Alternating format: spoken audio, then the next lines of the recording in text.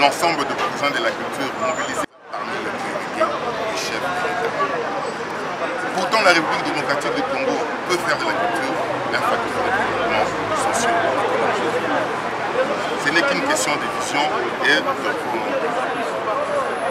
Excellence, c'est le président de la République. Cependant, nous restons confiants que votre avènement à la tête de notre cher pays peut faire la différence et assurer que la culture puisse prendre réellement sa place. Nous croyons en votre capacité à contribuer au rayonnement de la culture de notre pays et surtout à améliorer les conditions de vie et de travail des créateurs des œuvres de l'esprit, qui sont les premiers ambassadeurs de notre pays à travers le monde. Vu que notre premier mémorandum déposé en date du 1er février à la présidente de la République n'a réussi ce jour de réponse, vu que le secteur culturel n'a pas été répertorié dans le programme d'urgence tel que défini par le chef de l'État, vu l'urgence de l'inscription de la rumba congolaise comme patrimoine culturel immatériel de l'UNESCO, les collectifs vient par le présent document pour proposer quelques mesures jugées urgentes par les artistes. La mise en place d'une commission mixte d'experts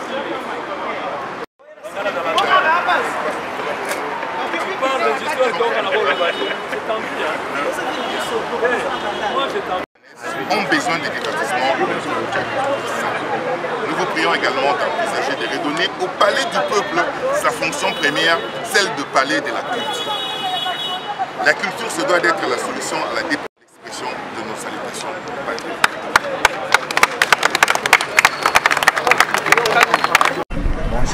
Bonjour.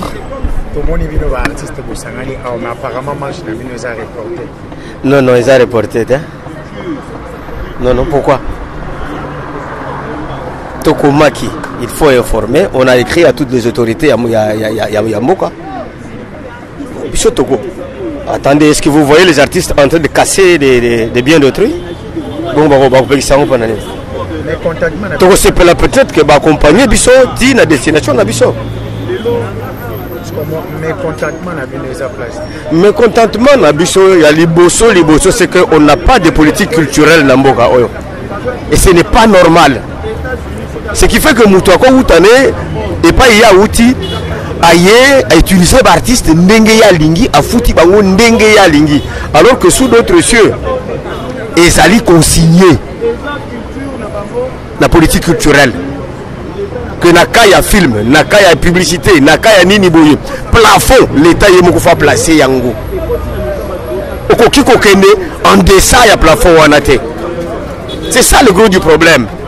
Si maintenant aujourd'hui autorisation de sortie, bobi maboye, bope sa mbongo, commission de censure, or la censure place na ezawa pe na niveau ya art.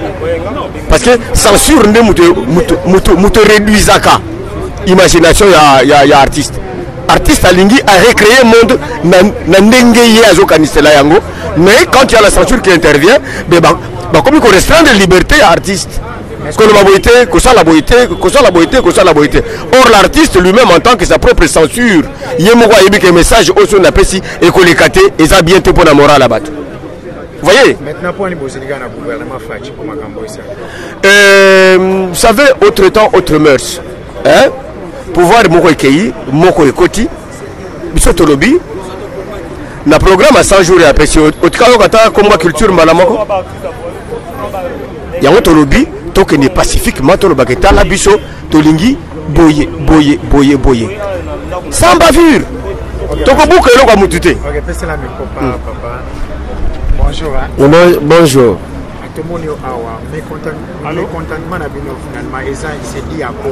Culture n'emboka ezate ezotambola te.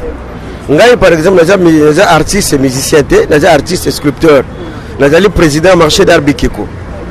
Tozala la gare centrale de le bacha biso na royal là. Babuka wenze batumba biloko, le culture les a respecté te. Togo zela 100 jours le président doit lancer que travaux. Alors nous lançons aussi le message. C'est clair papa. Ok, merci beaucoup. Merci. je suis un respectueux de la loi. Et je ne sais pas. Moi, je suis un petit seulement Mitinda. Toujours, le bâtard général qui parle des restes mondiaux. Est-ce qu'à laisser comprendre que c'est un métier de commandement. C'est difficile pour vous. Et je ne sais pas si vous avez la badoyenne.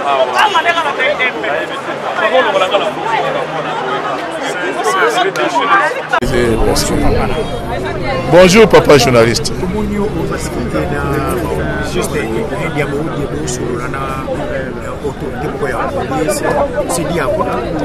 Bon, major Azana na problème mon côté.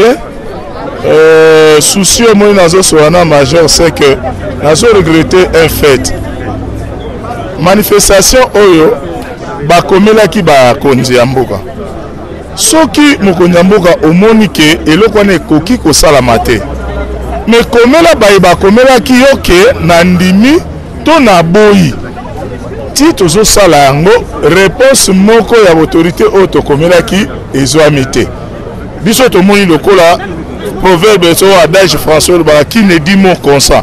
Tozui réponse te na mokanda to komaka. C'est que la marche est autorisée. Marche yango pesa nango soki ya ko finga mokonzi yango ezali parce que to komela ki mokonzi memo moko. Memo wana ezui ya noté. Ya to bite mbalo yo to sa mo makele po ba yebake to ke kotika memo. Omoni culture wana yake okomeli mokonzi ya nola. Ne fils que accusé réception. J'accuse réception de votre séjour. Le dossier est en étude où nous accusons réception de votre lettre de référence telle, mais la manifestation n'est pas autorisée. Ne fils que cette réponse-là. Parce que bateau s'identifie quand même. Ils sont identifiés. Bati ba numéro de téléphone on a c'est en tête na bango isali benga bango. Même par voie à bas service. Il y a un moment où on a major abi hier à Zuga ordre que à Pekisabiso tota mulali susute.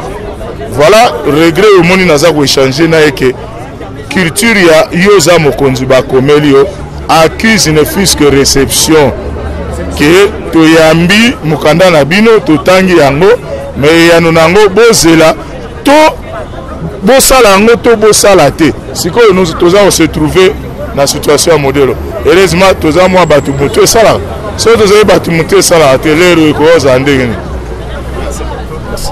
papa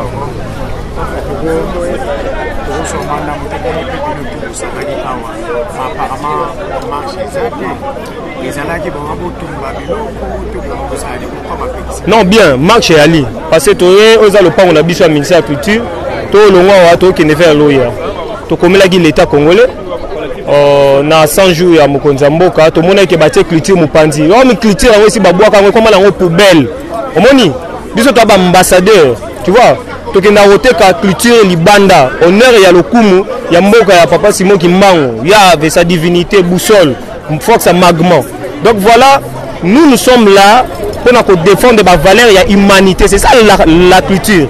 Mais voilà, tu as qu'un tonné, tout le monde a 100 jours à mon Konzamboka, culture bâtie en haute. Tandis que culture, l'enseignement, tout les gens à la culture, ça va englober tout. Tu as une marche dans le Kitoko, tout le monde major, non, tu as un un secteur général à Bengi, voilà, marche exactement. Mais non, aux Zamboka na biso, tu vois. Baptiste baza ba kolomboka dans l'identité ya mboka et mona na Baptiste to ko marcher eza des autres ya biso to Baptiste plasticien ba musicien ba écrivain ba tout mitu esalaka on n'est pas des coulous non on n'est pas des gens au mitu esalaka on défend ce pays l'autorisation de sortie tout ça pour avancer c'est bon ça la désordre qu'il fasse le désordre tu vois nous sommes là pour défendre la culture to teka milimu na biso pour na mboka oyo tu vois papa mbakufa ki na Abidjan akufa pour l'honneur ya mboka tu vois Abidjan sali honneur ndé mboka on papa sali nous on va marcher tu vois c'est ça on fait la fierté de notre pays mboka Simon Kimbangu aujourd'hui on construit un grand musée Simon Kimbangu en Kamba on construit une musée ici banani bako jerango c'est nous la culture tu vois mboka woko maloko ba mboka ba batarte tu vois nous sommes bateaux mitu et salaka na on dit défendre Congo na Abidjan on a nommé ministre de la culture et éducation na Marine Fondation Et ça, on est en Mboka. Mboka, peut-être que c'est 1 000 €. Hein? Ça, c'est quoi ça? On va marcher. Tu vois? Peu n'importe, ministre de la Culture, on ne veut pas de politiciens au bail de l'autre côté. Tu vois, pas de pharmaciens qui m'a cassé et tout là. Ils viennent nous diriger. On est des intellectuels. On va marcher. Président Fachi, Azamwana, Yamboka, biso to appuyer. Mais faut y aller, ba cible, ba banani, bandoki, ba banani. La culture d'abord. Ça c'est pas ça.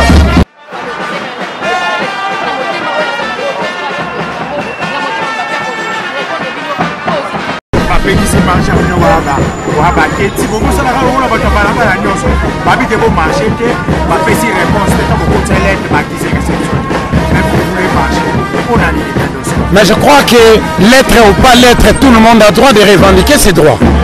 L'être ou pas l'être, tout le monde a droit de revendiquer ses droits. Donc la lettre, c'est par rapport à l'encadrement. Or, les artistes, c'est ça comme au boulouté. Donc on nous encadre par la police ou pas, personne ne va casser, personne n'insulte, personne.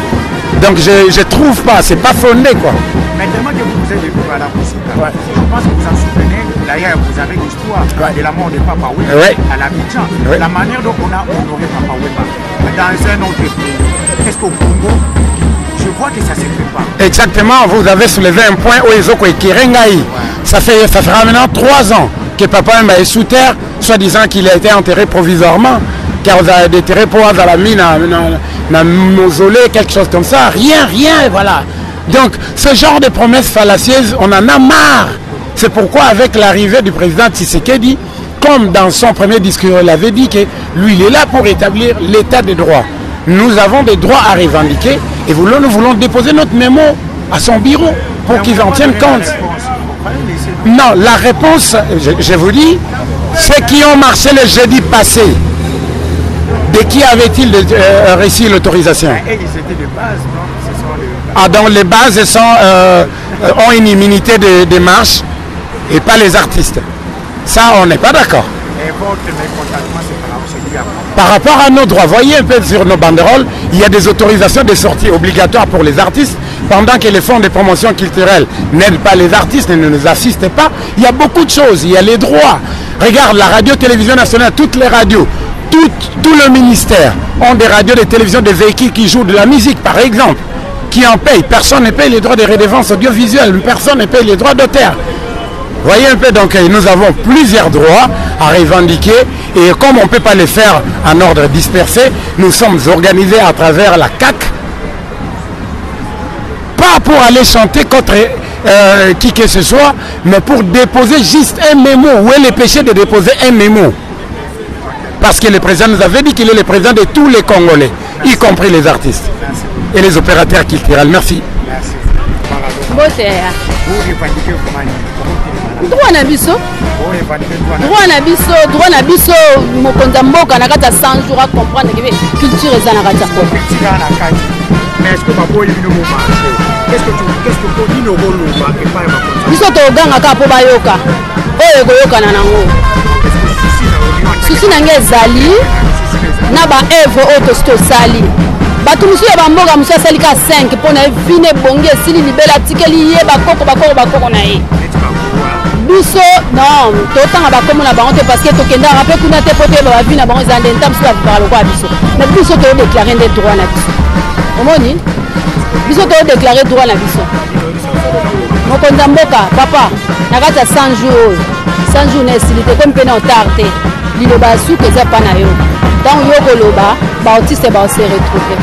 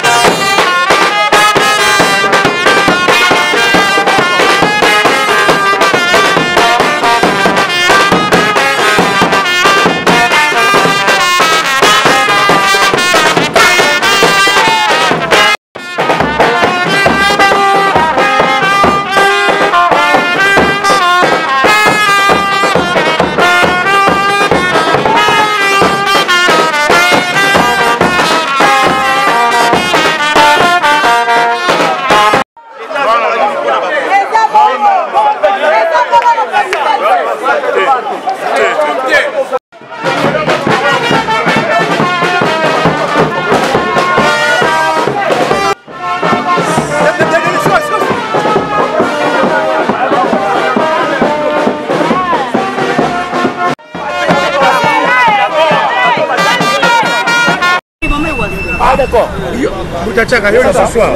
Mais là, il faut soutenir les en danger. Il faut soutenir ma canisa. Enfin, va comprendre le combat nangai. Anet edimboyeyo, ils comprendre. Le va comprendre lit nangake. Nazanga makanisi kitoko. Le va zuili kanisi wana ya soutenir ngai. Ba soutenir ba revendiquer ba droit de ba mon artiste. Awa siko moni awa. Tu na réunion. Il y a Mamé Wasso. Cette chanson, ça doit terminer. Qu'est-ce qui dit qu'il y a l'État? Non, d'abord, j'accuse les artistes. Ils ne veulent pas s'organiser. Il faut même moi, cotisation dans l'association, mais nous sommes dans le ministère qui dit la réunion pour la Mamé Wasso. En tout cas, je les accompagne, si pas de un mémo, en tout cas, je suis de cœur avec les Kansandengwan. Alors, je crois qu'il y a un problème, c'est la vérité. Hein? Que l'initiative est bonne, mais il faut intéresser tous les culturels. Ils ont parce que comme on peut équiper, ils ont souvent quand je fais mes démarches, ils ont utilisé comme il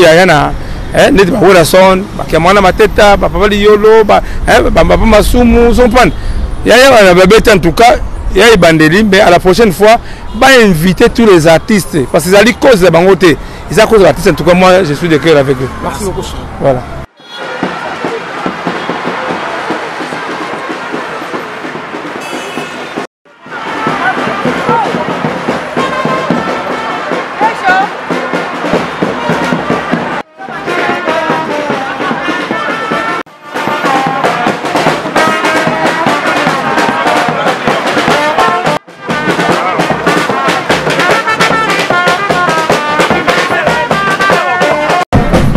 Oui.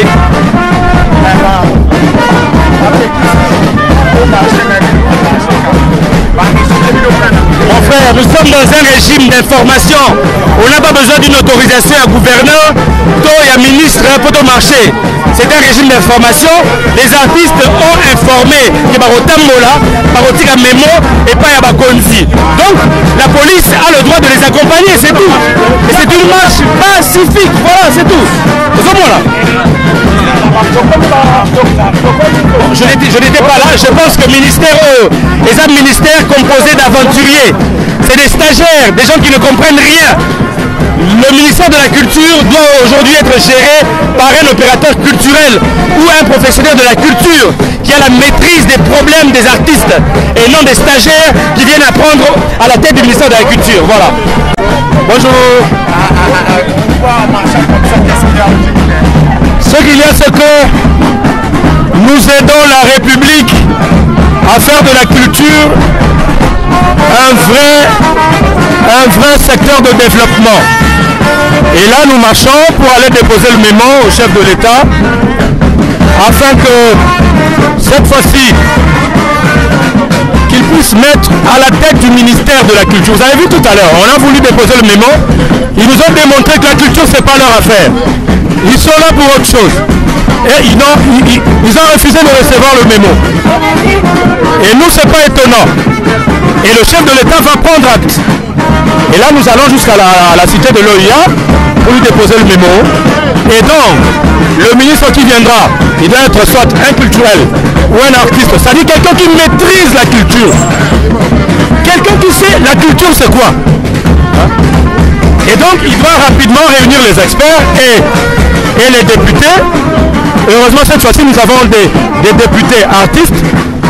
Il doit les réunir afin de doter de notre pays d'une loi sur la politique culturelle. Un grand pays comme le Congo, nous n'avons pas de politique culturelle, c'est aberrant. Et aussi, il y a d'autres choses. Nous voulons que cette injustice puisse cesser. Comment nous, les artistes, nous sommes des ambassadeurs de notre pays, pour aller presser à l'étranger, pour sortir du pays, nous devons payer une autorisation de sortie. Nous, on ne travaille pas au ministère. On n'est pas agent du ministère. Est-ce que quand les commerçants vont acheter leurs marchandises à Dubaï, ils payent l'autorisation de sortie au ministère du Commerce? Quand les enseignants vont enseigner à l'étranger, ils payent l'autorisation de sortie au ministère de l'enseignement. Pourquoi cette injustice? Nous voulons que le fonds de promotion culturelle puisse réellement financer la culture, que ça ne finance pas des individus. Et aussi, on a été déçus de constater que dans le programme d'urgence du chef de l'État, la culture a été oubliée. Alors que nous avons des urgences dans la culture. Vous savez que la rumba doit être inscrite dans le patrimoine culturel, de notre pays.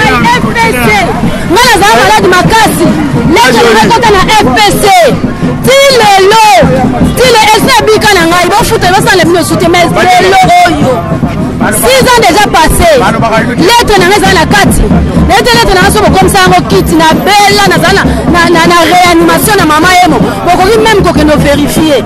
Lettre na kota kuna pona obix artiste, bozaro zana kufa po boliambo. Baba ngani ngamba ro bella baba ngala ni. C'est que bozaro posa mababi kate. Fond de promotion culturelle et kenda wapi ezala wapi. Nani ali ambongo na ba pesa ba fond on n'est pas banane. Hein?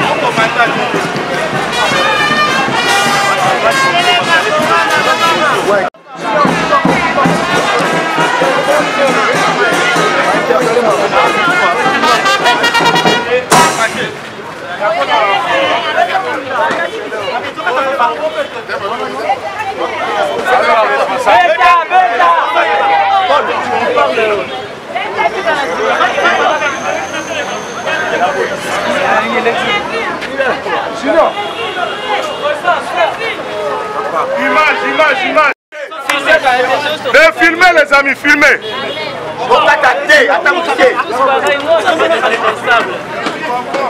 Est-ce qu'il s'appelle caméra? Il y a un enfant qui s'appelle caméra ici. Et alors, j'ai dit coca ta caméra, t'as dit que tu vas faire ça. On est fait émission fille, elle va pas. Filmez papa. Avançons.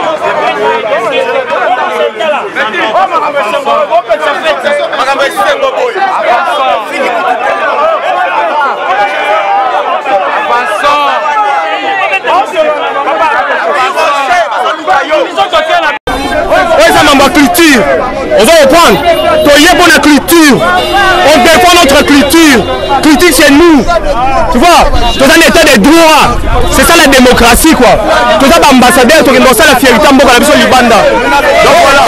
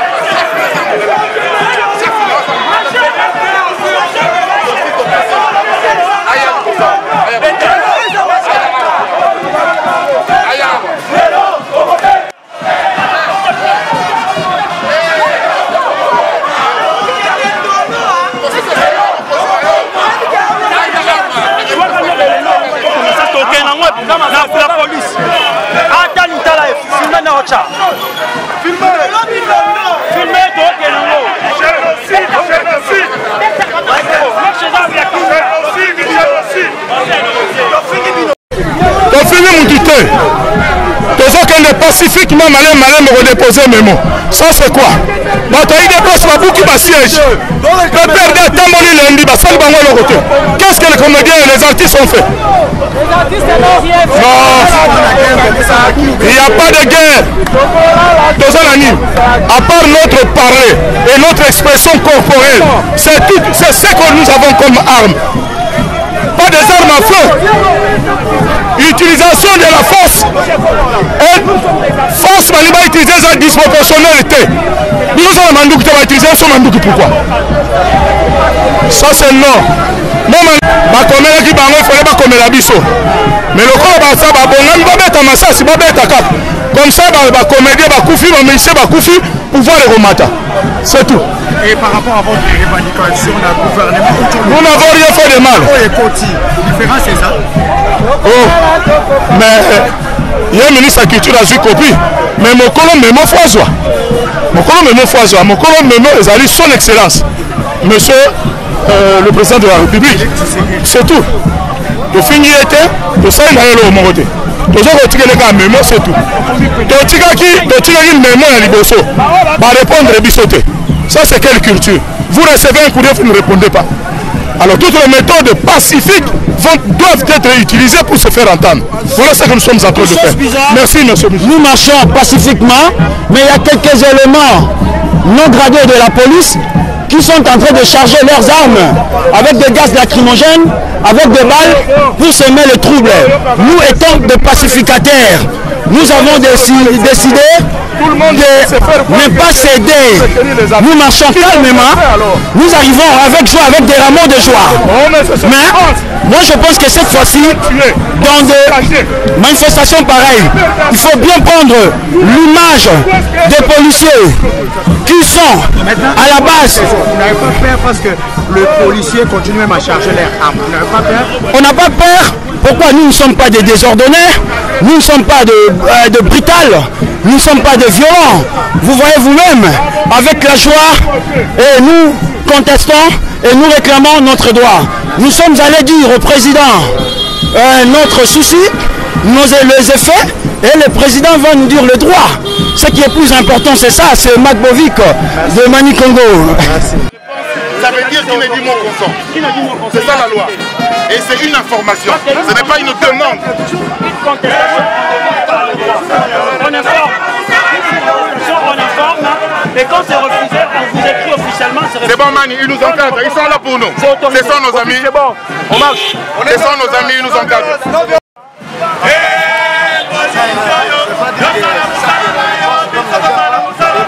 Mais c'est comme ça, c'est une information. Lorsque vous disiez contraire, il faut répondre. Il faut répondre. Il faut répondre que vous ne preniez pas acte. Mais lorsqu'il n'y a pas une réponse, mais non, c'est 48 heures maximum. Par rapport à cette petite menace-là, qu'est-ce que vous dites? Par rapport aux menaces aux non, c'est la police qui est là pour nous. Le pays a changé. C'est la démocratie. Le président Fitché est là. Tout est calme. Mais devant vous là-bas, il y avait un policier qui chargeait déjà. Ah, mais non, ça ce sont des grimaces inutiles. Les choses ont changé. Le bureau de Fatih m'a changé. Comprenez?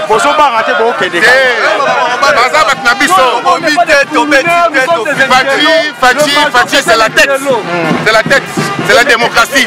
Il laisse le peuple d'abord. Pas d'insultes, pas de lignes, tout ça va. Il n'y a pas eu de major. On est libre. Nous sommes des c'est le peuple d'abord. Il va nous encadrer. Nous ne sommes pas des coulounets. C'est l'art et la communication.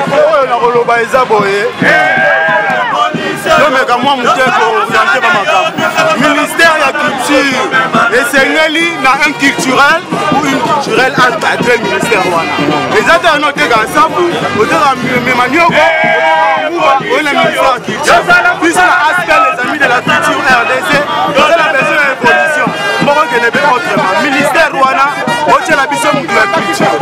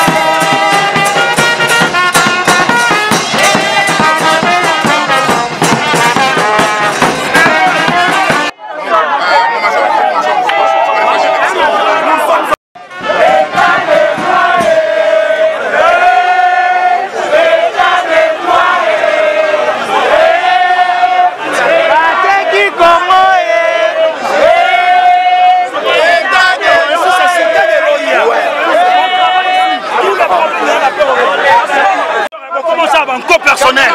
10 personnes va qui va tika même lettre va tika na réception. Oh, ordonnez mon consulté. Wa pe ko ta habité. Bon les mapé bo telema to tema. Na ma ko to tika lettre ngwa. Na ya mapé ba sala tele lo ba telema. Na ya mabiso pa. Mo konti. Na ya mabiso.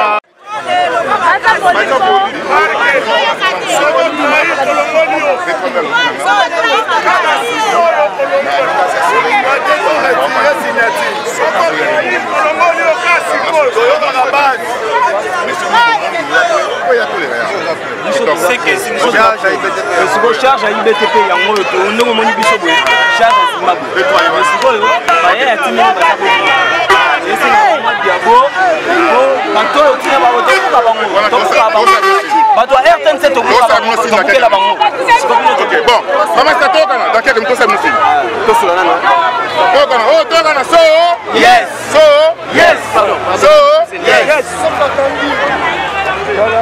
c'est quoi Bézi allô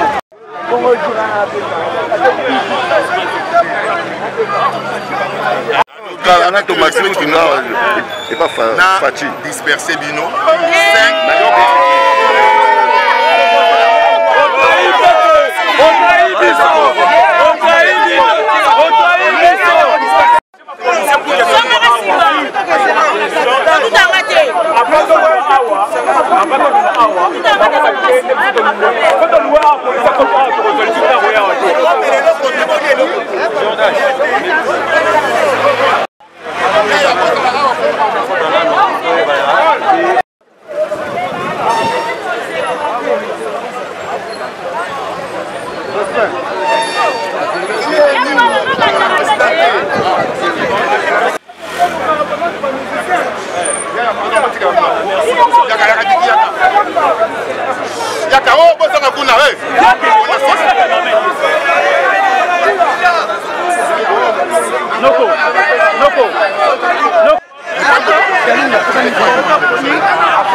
merci.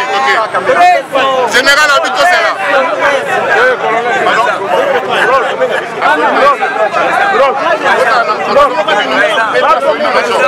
Pardon? Je sais que combien que je sois dans la délégation. Toi?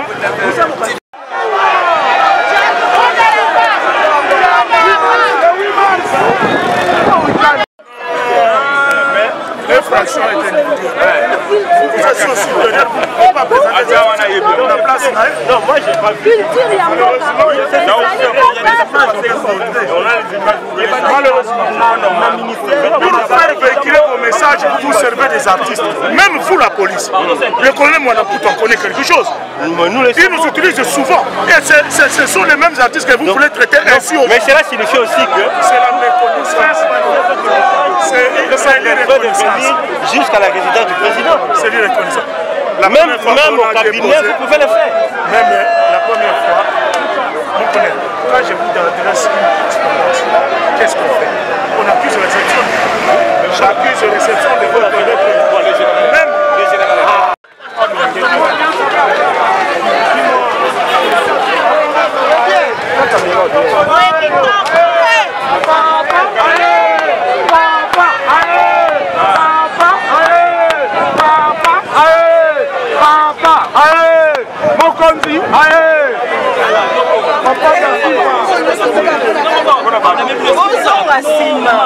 Concentrez-vous là-bas.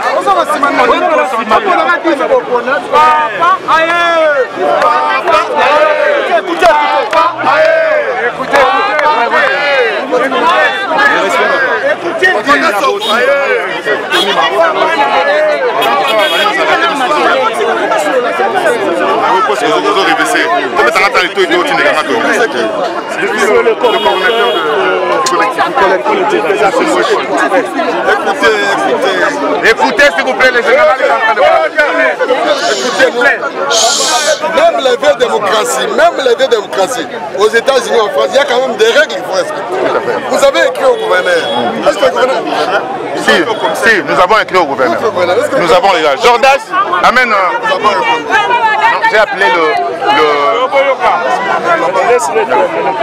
Ici, c'est un site sécurisé. Les cabinets du président, c'est au palais de la nation. Si vous avez des mots déposés, on va là-bas au palais de la nation. Il y a les DIRCABA, il y a, parce que le DIRCABA est bien disposé, il y a l'assistant président du président. Ce n'est pas une délégation. Si vous avez déposé les mots, pas ici. Par conséquent, on va au palais de la nation. C'est la délégation, on amène la délégation au palais de la nation. Le DIRCABA va vous recevoir, vous allez déposer votre mémo. Merci pour la parole. Ici, nous avons... délégation mais dans le but d'abord vous allez manifestation illégale vous avez respecté la loi tous la jungle en tout cas la criminalité que ça faiblesse on va commencer à sévir et comme nous sera ça marche tous la moka il faut battre tous sur la bango donc na bango epai na parler de la nation DIRCABA akoyamba bango bapesa memo na bango mais prochainement il faut que tosa mibeko comme la gouverneur autorisé police encadré bino ok kosala mosala bino mais besoin d'autorisation gouverneur lakisanga lettre bon accusé réception sa réponse il doit prendre acte il n'a pas pris acte il doit prendre acte la loi dit il doit prendre acte est-ce qu'il a pris acte où est l'acte qu'il a pris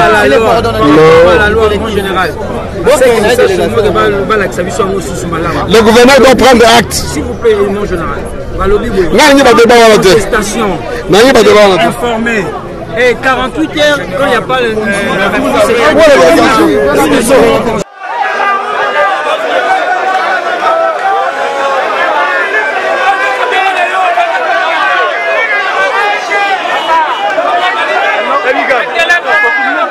Ah,